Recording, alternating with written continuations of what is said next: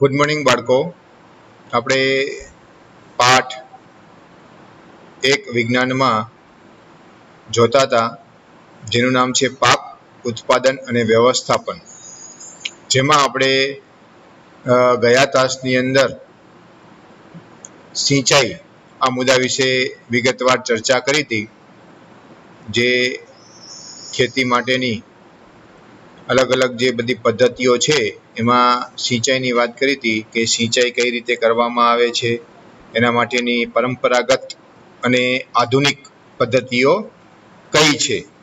હવે એના પછીનો મુદ્દો આવે છે નીંદણથી રક્ષણ, કે પાક જે છે એને નીંદણથી રક્ષણ કઈ રીતે આપવામાં આવે છે એની આપણે ચર્ચા કરીએ. રક્ષણ. બુજો અને પહેલી નજીકના ઘઉંના ખેતરમાં ગયા અને તેઓએ જોયું કે ખેતરમાં પાકની સાથે કેટલાક અન્ય છોડ પણ ઉગ્યા હતા. બુજો જાણવા માંગે છે કે શું આ અન્ય છોડ કોઈ વિશેષ ઉદ્દેશથી ઉછેરવામાં આવ્યા છે. ખેતરમાં કેટલાક અન્ય અનૈચ્છિક કે બિનજરૂરી છોડ કુદરતી રીતે પાકની સાથે ઉગી નીકળે છે. આવા અનૈચ્છિક કે બરાબર કે બુજોએ જોયું કે ખેતરની અંદર પાકની સાથે બીજા અમુક છોડ ઉગી નીકળ્યા હતા. એટલે એને થયું કે આ શું અંદર ઉગાડેલા છે પાક સાથે, તો કે ના. અમુક વખતે શું થાય કે ખેતરોની અંદર કેટલાક અન્ય બિનજરૂરી, જે આપણને જરૂરી નથી એવા છોડ કુદરતી રીતે જ પાકની સાથે શું થતા હોય છે, ઉગી નીકળતા હોય છે. તો આવા જે અનૈચ્છિક આપણે નથી વાવ્યા, બિનજરૂરી છે, આપણને જરૂરી નથી, છતાં પણ અમુક જેવા છોડ ઉગી નીકળે છે કુદરતી રીતે, તો એને શું કહેવામાં આવે છે? નીંદણ કહેવામાં આવે છે. બિનજરૂરી છોડને નીંદણ કહે છે. ગાડરિયું, ગાજર ઘાસ, મોથા ઘાસ, દારૂડી વગેરે નીંદણના ઉદાહરણો છે. બરાબર, નીંદણના ઉદાહરણો યાદ રાખજો કે કયા કયા નીંદણના ઉદાહરણો છે. કે ગાડરિયું, ગાજર ઘાસ, મોથા ઘાસ, દારૂડી, આ બધા કયા છે? તો કે નીંદણના અલગ અલગ બધા પ્રકારો છે. નીંદણને દૂર કરવાની ક્રિયાને નિંદામણ કહે છે. અને આ રીતે નીંદણને જે દૂર કરવાની પદ્ધતિ છે, કે આ જે વધારાનું જે ઘાસ ઉગી નીકળે છે એ ઘાસને દૂર કરવાની જે પદ્ધતિ જે છે એને શું કહેવામાં આવે છે? નિંદામણ કહેવામાં આવે છે. નિંદામણ આવશ્યક છે, કારણ કે નીંદણ પાણી, પોષક દ્રવ્ય, આ જે વધારાનું ઘાસ ઉગી નીકળે છે કુદરતી રીતે પાકની સાથે, જેને આપણે નીંદણ કહીએ છીએ, અને એને દૂર કરવું જરૂરી છે. શું કામ જરૂરી છે? તો આ પ્રશ્ન પણ પૂછાય છે કે નિંદામણ જે છે કરવું શા માટે જરૂરી છે, અથવા જે નીંદણ જે છે એને દૂર કરવું શા માટે જરૂરી છે? કારણ કે નીંદણ જે છે તો એ જે આપણે પાક વાવેલો હોય છે, આપણો જે મુખ્ય પાક છે એની સાથે પાણી, બરાબર, એ પાણીમાં પણ ભાગ પડાવે, જમીનમાંથી પોષક તત્વો પોતે લઈ લે, પાણી લઈ લે, સૂર્યપ્રકાશમાં પણ એ ભાગ પડાવે છે. એટલે કે આપણા જે મુખ્ય પાક જે છે એની સાથે એ સ્પર્ધા કરે છે. એટલે જમીનમાંથી પોતે પાણી ખેંચી લે, પોષક તત્વો ખેંચી લે. આપણો જે મુખ્ય પાક હોય તો એ મુખ્ય પાકને પોષક તત્વો, પાણી આ બધું ઓછું મળે, જેનાથી મુખ્ય જે પાક જે છે એ સારો થાય નહીં. એટલા માટે આપણે આ જે નીંદણ જે છે તો એને દૂર કરવું જરૂરી છે. જગ્યા તેમજ પ્રકાશ માટે મુખ્ય પાક સાથે સ્પર્ધા કરી તેની વૃદ્ધિ પર અસર કરે છે. કેટલાક નીંદણ લણણીમાં પણ વિક્ષેપ ઊભો કરે છે તથા મનુષ્ય અને પ્રાણીઓ માટે ઝેરી પણ હોઈ શકે છે. બરાબર, અમુક જ્યારે કોઈ પાક, આપણો જે મુખ્ય પાક છે, જ્યારે આપણે એને લણીએ ત્યારે અમુક નીંદણ એવા હોય છે કે જે મનુષ્યને નુકસાન કરે. તમે જો ચિત્રમાં જોઈ શકો છો કે આ મનુષ્યના હાથ ઉપર અમુક ઝેરી અસર એની જોવા મળે છે. પ્રાણીઓમાં પણ મોઢામાંથી લાળો પડ્યા રાખે છે, નીંદણ જો ખાવામાં એનામાં આવી જાય તો ઝેરી અસર પણ થતી હોય છે.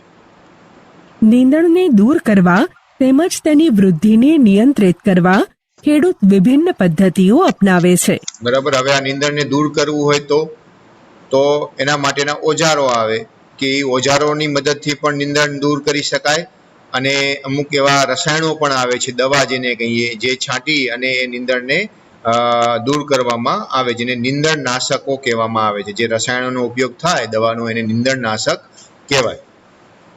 પાક ઉગાડતા પહેલા ખેતરમાં ખેડ દ્વારા નીંદણ દૂર કરવામાં સહાયતા મળે છે. હવે આપણે પાક વાવીએ એ પહેલા આપણે શું કરીએ, ખેડ કરીએ અને એમાંથી નીંદણ બધું દૂર કરી એનાથી નીંદણ સુકાઈને મરી જાય છે અને માટીમાં ભળી જાય છે. નીંદણમાં પુષ્પ ઉદ્ભવે કે બીજ બને તે પહેલા જ નીંદણને દૂર કરવું એ યોગ્ય છે. સમયાંતરે નીંદણને જમીન નજીકથી કાપવામાં કે મૂળ સહિત જાતે જ ઉખાડવામાં આવે છે. બરાબર. કે નીંદણ જે છે તો એને યોગ્ય સમય જ્યારે નીંદણ ઉગી નીકળે ત્યારે એને જમીનમાંથી કાઢી નાખવું જોઈએ, આખે મૂળ સહિત, અથવા એને કાપી નાખવામાં આવે છે. આ કાર્ય ખુરપી અથવા વાવણિયા કે સીડ ડ્રીલની મદદથી કરવામાં આવે છે. અને એના માટે કયા સાધનનો ઉપયોગ કરવામાં આવે તો કે ખુરપીની મદદથી નીંદણ દૂર કરી શકાય. અને બીજું આવે છે વાવણીઓ, સીડ ડ્રીલ, એની મદદથી પણ એમ કે નીંદણને દૂર કરવામાં આવે છે. નીંદણને કેટલાક રસાયણોની મદદથી પણ દૂર કરવામાં આવે છે. અને એના માટેની અમુક દવાઓ પણ આવે છે, રસાયણો પણ આવે છે કે જેની મદદથી એમ કે નીંદણને દૂર કરી શકાય છે, જેને નીંદણનાશક કહે છે, જેમ કે 2,4-D. ખેતરમાં નીંદણનો નાશ કરવા માટે છંટકાવ કરવામાં આવે છે, જેનાથી નીંદણ નાશ પામે છે, પરંતુ પાકને નુકસાન થતું નથી. બરાબર. તો અમુક નીંદણનાશકો છે કે જેની મદદથી નીંદણને દૂર કરવામાં આવે.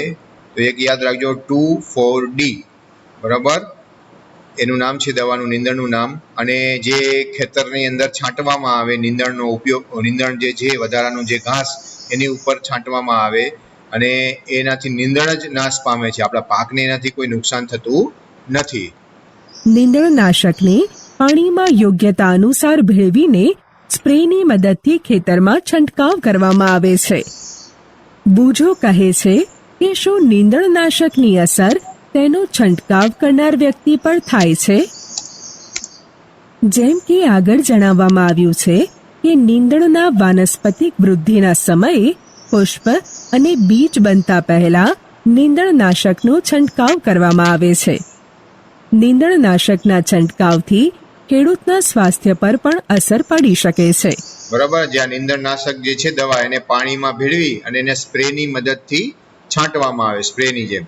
હવે જેમ આગળ વાત કરી કે નીંદણને ક્યારે દૂર કરવું જોઈએ, તો જ્યારે એમાં પુષ્પ કે બીજ ઉગે એ પહેલા એને નીંદણને દૂર કરી દેવું જોઈએ. અને નીંદણથી જે વ્યક્તિ જે છે, ખેડૂત જે છે કે જે છાંટતો હોય દવા, એને કોઈ નુકસાન થાય તો કે હા, એનાથી એ વ્યક્તિઓને પણ નુકસાન થઈ શકે છે. ખેડૂતે આ રસાયણ એને જે રસાયણો જે છે, કેમિકલ છે એક જાતનું, એટલે એનાથી નુકસાન તો થાય જ છે. એટલે ખેડૂતોએ આ રસાયણો વાપરતા હોય તો એના માટે એમને ખૂબ જ સાવધાની રાખવી પડે છે, અને સાવધાનીપૂર્વક કામ નો કરવું ઉપયોગ પડે છે. ખૂબ જ સાવધાનીપૂર્વક કરવો જોઈએ. છંટકાવ કરતી વખતે બરાબર. છંટકાવ કરે એ વખતે આપણે શું કરવું જોઈએ તો કે નાક આગળ કપડો ઢાંકીને રાખવું જોઈએ, જેથી શ્વાસની અંદર એ રસાયણો ન જાય. બરાબર. અને એને નુકસાન ન થાય. પોતાનું મુખ તેમજ નાક કપડાથી ઢાંકી દેવું જોઈએ.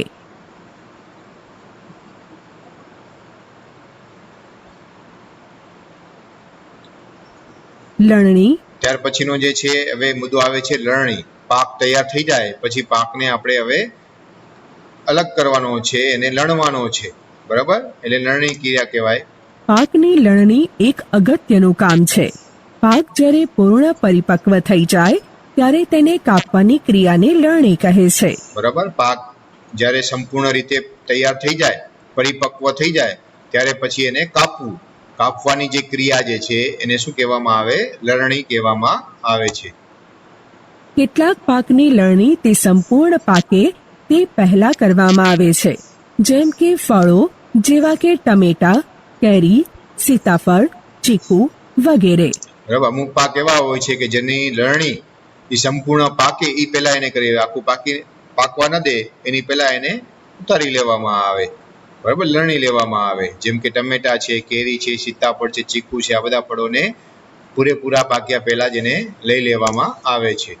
લણણી દરમિયાન કાં તો છોડને ખેંચીને ઉખાડી લેવાય છે અથવા તેને જમીનથી નજીકના અંતરેથી કાપી લેવામાં આવે છે. બરાબર, લણણીમાં કાં તો આખા છોડને ખેંચી લેવામાં આવે અથવા તો એને જમીનની અમુક ઉપરથી એને કાપી લેવામાં આવે છે. એક અનાજ પાકને પરિપક્વ થતા 3 થી 4 મહિના લાગે છે. બરાબર, 3 થી 4 મહિના પાકને પાકતા લાગે. યાદ રાખજો, ક્યાંક ઓપ્શનમાં પૂછાય નાના પ્રશ્નોમાં કે અનાજને પાકવામાં કેટલો સમય લાગે, તો 3 થી 4 મહિના જેટલો સમય લાગે છે. આપણા દેશમાં દાંતરડાની મદદથી હાથ વડે લણણી કરવામાં આવે છે. બરાબર, કે મોટે ભાગે અત્યારે તો બધા મશીનો થઈ ગયા, પણ લોકો પાકને પહેલાના સમયની અંદર લણણી કઈ રીતે કરતા, તો હાથની મદદથી, એમાં દાંતરડાનો ઉપયોગ કરવામાં આવે. બરાબર, લણણી માટેનું સાધન કયું છે? દાંતરડું. દાંતરડાની મદદથી લણણી કરવામાં આવે.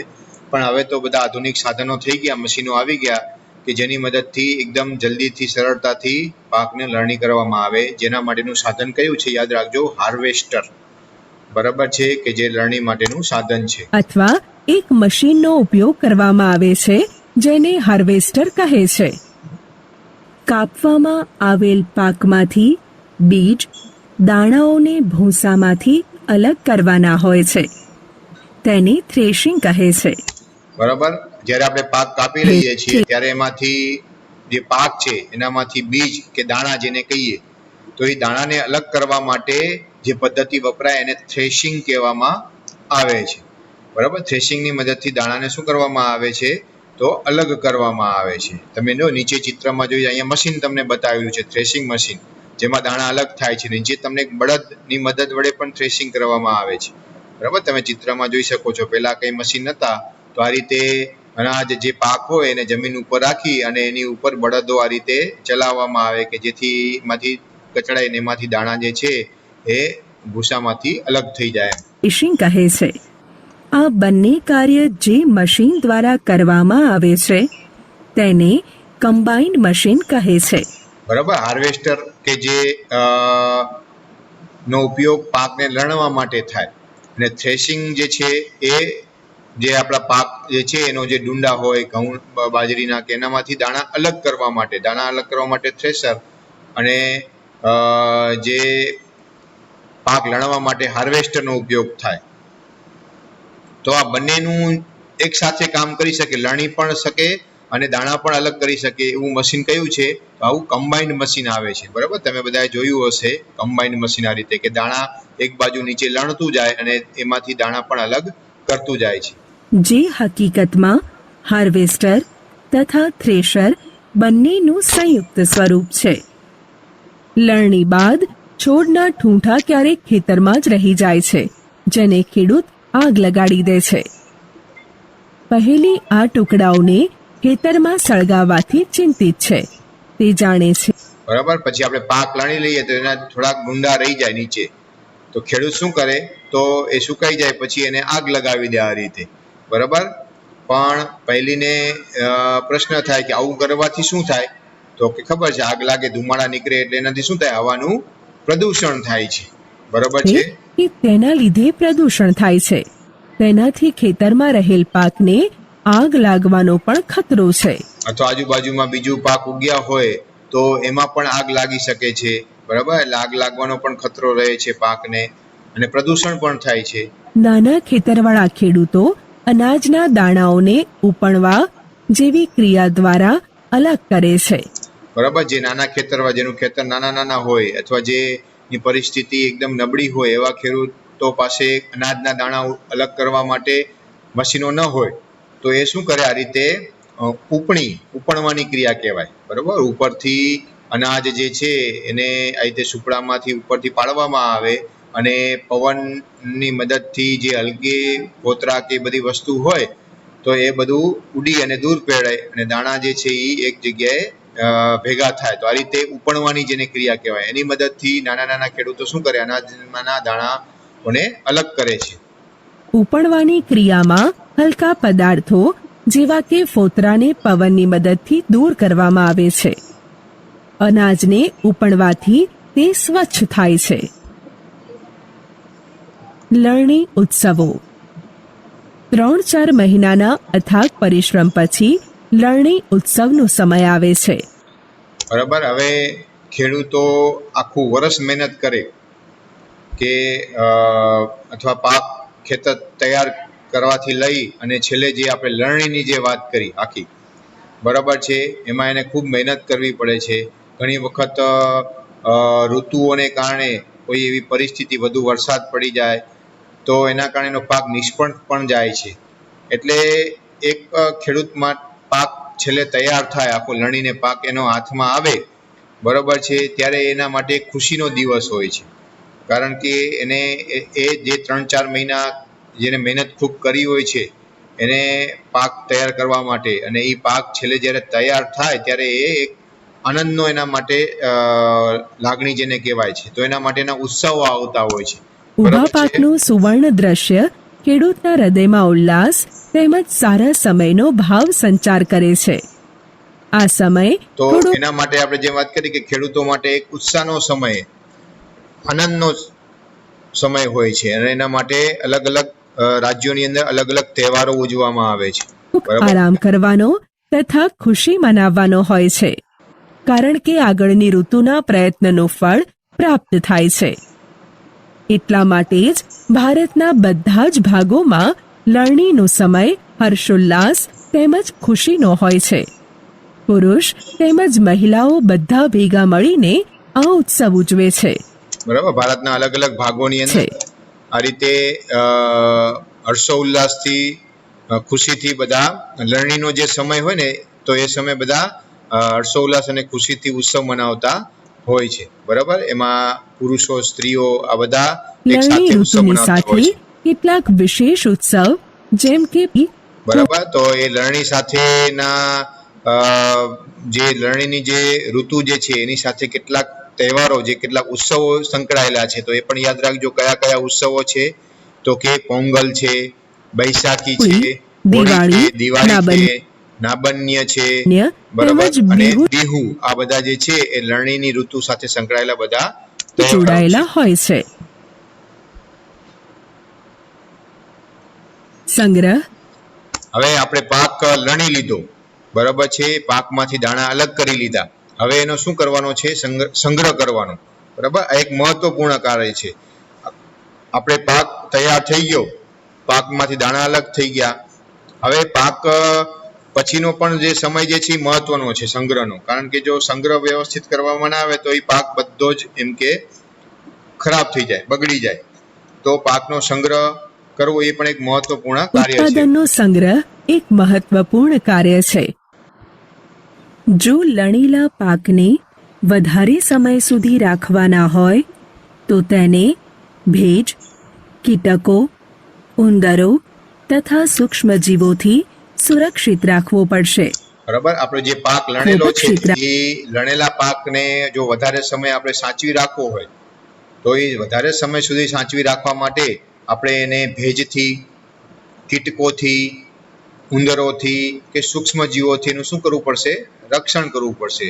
જો એનાથી રક્ષણ નહીં કરીએ તો આપણી મહેનત જે છે એ બધી એળે જાય છે, નુકસાન આપણને થાય છે. એટલે એનાથી આપણે આ બધી વસ્તુથી રક્ષણ કરવું, સુરક્ષા કરવી જરૂરી છે. રાખવો પડશે. જો લણેલા પાકના દાણાઓને સૂકવ્યા વગર જ સંગ્રહ કરવામાં આવે તો તેની બગડવાની અથવા સૂક્ષ્મ જીવો દ્વારા નષ્ટ થવાની તથા બીજાંકુરણ માટે બિનઉપયોગી બને છે. બરાબર. જો પાક આપણે લણી લઈએ તો એ લણેલો જે પાક છે એનામાં જે આપણે દાણા અલગ કર્યા છે એ દાણાઓને જો સૂકવીએ નહીં, સૂક્યા વગર જ જો આપણે એનો સંગ્રહ કરી દઈએ તો શું થાય? તો એ બીજ જે છે તો એ બગડી જાય, કાંઈ એમાં સૂક્ષ્મજીવો પડી જાય અને નષ્ટ થઈ જાય, અથવા જે એનામાં બીજાંકુરણ થવાની ક્ષમતા જે છે, બી ઉગવાની ક્ષમતા, એ પણ નષ્ટ પામે છે. એટલે પાક તૈયાર થયા પછી એને તડકામાં સૂકવામાં આવે દાણાઓને, કે જેથી એની અંદર રહેલું જે ભેજ જે છે એ દૂર થઈ જાય અને આ જે બધી સમસ્યાઓ થાય છે એ સમસ્યાઓ ન થાય. અર્થાત સંગ્રહની પહેલા બીજને તાપમાં સૂકવવા આવશ્યક છે, જેનાથી તેનામાં રહેલા ભેજની માત્રામાં ઘટાડો થાય છે, જેથી તેને કીટકો, ઉપદ્રવો, બેક્ટેરિયા અને ફૂગથી રક્ષણ પ્રાપ્ત થઈ જાય છે. ખેડૂત પોતાના પાકના ઉત્પાદનનો સંગ્રહ કોથળાઓ, ધાતુના મોટા પીપળાઓ તેમજ મોટા પાયા પર અનાજનો સંગ્રહ સાયલોમાં અથવા કોઠારોમાં કરવામાં આવે છે. બરાબર. ખેડૂતો પોતાના પાકનો સંગ્રહ ક્યાં કરે છે? તો આવા કોથળાઓમાં, જે કંતાનના કોથળાઓ હોય તો એની અંદર ભરીને મૂકે છે, અથવા આવી ધાતુઓની જે પેટીઓ હોય, પીપળા જેને કહીએ મોટા મોટા, એની અંદર સંગ્રહ કરે, અથવા આવા મોટા પાયે જો સંગ્રહ કરવો હોય અનાજનો, તેના માટે આવા કોઠારો જેને કહેવાય, બરાબર, જેને બીજો સાયલો જેને કહેવામાં આવે, સાયલોમાં અથવા કોઠારોમાં એનો સંગ્રહ કરવામાં આવે. સાયલો એ ખાસ રીતે તૈયાર કરેલા ધાતુના મોટા અને ઊંચા પાત્રો છે, જેમાં અલગ અલગ સ્તરોએ અનાજનો સંગ્રહ કરવામાં આવે છે, જેથી તેનું ઉંદરો અને કીટકો જેવા જંતુઓથી રક્ષણ કરી શકાય છે. પહેલી એ તેની મમ્મીને લોખંડના પીપમાં રાખેલા બરોબર છે. આપણે પણ આપણા ઘરે અનાજનો સંગ્રહ કરતા હોઈએ છીએ, અને આપણા ઘરની અંદર અનાજનો સંગ્રહ કરવા માટે અનાજ લાંબા સમય સુધી સચવાઈ રહે એના માટે આપણે ઘણી બધી પદ્ધતિઓ અપનાવતા હોય. જેમ કે અમુક લોકો જે છે લીમડાના પાન અંદર અનાજ સાથે નાખતા હોય છે, અમુક પારાની ગોળીઓ આવે છે, પછી પાવડર પણ મળે છે, બરાબર છે, અમુક એરંડિયાનું તેલ આવે છે, એ પણ મિક્સ કરી અનાજ સાથે અને એનો સંગ્રહ કરતા હોય છે, કે જેથી અનાજ જે છે એ લાંબા સમય સુધી સચવાઈ રહે છે. તમે જોઈ શકો છો કે અહીંયા પહેલી જે છે એ એની મમ્મીને લોખંડના જે પીપ જે છે તો એની અંદર રાખેલો જે ઘઉં જે છે એમાં લીમડાના સૂકવેલા પાન મૂકતી એને જોવે છે, કે ભાઈ એને આશ્ચર્ય થાય છે કે આવું શા માટે કરે છે. તો એ આ પાક જે છે, અનાજ જે છે એ બગડે નહીં, લાંબા સમય સુધી સચવાઈ રહે એટલા માટે એ આવું કરતા હોય છે. તો આ રીતે અલગ અલગ રીતે બધા લોકો અનાજને સાચવતા હોય છે. અનાજમાં લીમડાના સૂકવેલા પાન મૂકતી જોઈ છે. તેને આશ્ચર્ય થયું, આવું કેમ? લીમડાના સૂકા પાનનો ઉપયોગ અનાજના સંગ્રહમાં કરવામાં આવે છે. મોટા સંગ્રહગૃહમાં અનાજને ઉપદ્રવ્યો તેમજ સૂક્ષ્મજીવોથી સુરક્ષિત કરવા માટે રાસાયણિક ઉપચાર પણ કરવામાં આવે છે. મોટા મોટા જે સંગ્રહ ગૃહ હોય, ત્યાં મોટી સંખ્યામાં અનાજનો સંગ્રહ કરવામાં આવે, ત્યાં આ રીતે રસાયણોની મદદથી એનો ઉપચાર કરવામાં આવે, સૂક્ષ્મજીવોથી રક્ષણ મેળવવા માટે. પ્રાણીઓ દ્વારા ખોરાક. ત્યાર પછીનો જે છે એ છે પ્રાણીઓ દ્વારા ખોરાક. બરાબર છે, કે એવું કયા કયા ખોરાકો છે કે જે આપણને પ્રાણીઓમાંથી મળે છે. બરાબર, જેમ કે દૂધ જે છે તો એ આપણને ગાય, ભેંસ, બકરી, આ બધા જે પ્રાણીઓ જે છે એમાંથી આપણને દૂધ મળતું હોય છે. એટલે દૂધ જે છે એનો સ્ત્રોત કયા કહેવાય? આ બધા પ્રાણીઓ, ગાય, ભેંસ, બકરી. એ રીતે ઈંડા તો કે મરઘીમાંથી મળે. પછી સમુદ્રી જે ખોરાક હોય, જેમ કે અમુક માછલી છે, કરચલા છે, ઝીંગા જે છે, આ બધા સમુદ્રમાં રહેતા બધા પ્રાણીઓ છે કે જેમાંથી આપણે ખોરાક મેળવીએ છીએ. મધ જે છે આપણે મધમાખીમાંથી આપણને મળતું હોય છે. તમારી નોટબુકમાં વિભિન્ન પ્રકારના ખોરાકનું લિસ્ટ બનાવો કે જે આપણને પ્રાણીઓમાંથી પ્રાપ્ત થાય છે. દૂધ આપણને ગાય, ભેંસ, બકરી, ઊંટડી વગેરેમાંથી પ્રાપ્ત થાય છે. મરઘી આપણને ઈંડા આપે છે. ઝીંગા, માછલી, કરચલા વગેરેનો સમુદ્રી ખોરાક તરીકે ઉપયોગ થાય છે. મધમાખી ફૂલોના રસમાંથી મધ બનાવે છે, જેનો આપણે ખોરાક તરીકે ઉપયોગ કરીએ છીએ. આ કોષ્ટકને પૂર્ણ કર્યા બાદ તમે જોયું હશે કે વનસ્પતિઓની જેમ પ્રાણીઓ પણ આપણને વિભિન્ન પ્રકારના ખોરાક પદાર્થ પ્રદાન કરે છે.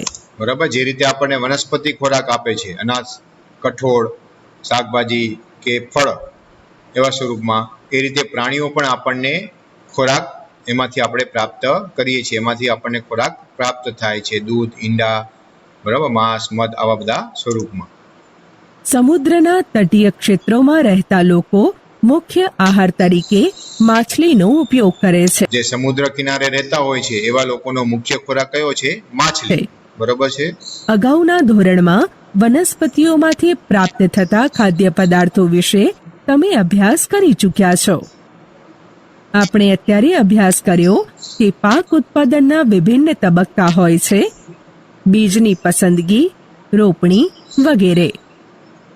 તેવી જ રીતે ઘરમાં અથવા ખેતરમાં રાખવામાં આવતા પાલતુ પ્રાણીઓને યોગ્ય ખોરાક, રહેઠાણ તેમજ તેની દેખરેખ પણ અતિ આવશ્યક હોય છે. બરાબર, જે રીતે આપણને હોય છે. વનસ્પતિમાંથી ખોરાક મળે છે અને એના માટે આપણે અલગ અલગ વિશે પદ્ધતિઓનો ઉપયોગ કરીએ છીએ, જેમ કે ખેતર તૈયાર કરવું, બીજ પસંદ કરવું, બરાબર છે, એની રોપણી કરવી, સિંચાઈ, નીંદણ દૂર કરવું, આ બધી પદ્ધતિઓની આપણે ચર્ચા કરી. એ રીતે પ્રાણીમાંથી પણ આપણને જેમ ખોરાક મળે છે, તો પ્રાણીઓને કે જે આપણે ઘરમાં કે ખેતરોમાં આપણે રાખતા હોઈએ છીએ, પાળતા હોઈએ છીએ, તો એ પ્રાણીનું પણ યોગ્ય રીતે એને ખોરાક મળી રહે, એને રહેઠાણ મળી રહે, એની દેખરેખ યોગ્ય રીતે થવી જોઈએ, કે જેનાથી આપણને એમાંથી ખોરાક એમાંથી મળી રહે. અતિ આવશ્યક હોય છે. જ્યારે આને મોટા પાયા પર કરવામાં આવે છે ત્યારે તેને પશુપાલન કહે છે. તો આ રીતે જે પ્રાણીઓને મોટા પાયે જે પાળવામાં આવે એને શું કહેવામાં આવે? પશુપાલન કહેવાય. તંદુરસ્તી માટે માછલી એ એક સારો ખોરાક છે. આપણે કોડ લીવર ઓઇલ માછલીમાંથી મેળવીએ છીએ, જેમાં વિટામિન ડી વધારે માત્રામાં હોય છે. બરાબર, યાદ રાખજો, કોડ લીવર ઓઇલ જે કેમાંથી મેળવવામાં આવે છે? માછલીમાંથી મેળવવામાં આવે છે. અને એમાં કયા શેનું પ્રમાણ વધારે હોય છે, કયા વિટામિનનું? તો વિટામિન ડી, કે જેનું પ્રમાણ વધુ હોય છે. આ યાદ રાખજો.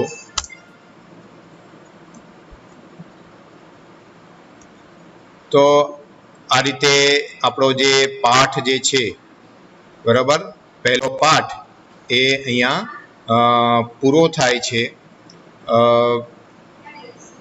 આપણે હવે નેક્સ્ટ તાસની અંદર નવા પાઠ સાથે ફરીથી મળશું. તો દરેક જણા આ પાઠના વિડીયો જે છે એ વ્યવસ્થિત જોજો અને સમજજો. તો હવે આપણે નેક્સ્ટ તાસની અંદર મળીએ નવા પાઠ સાથે. Okay, thank you.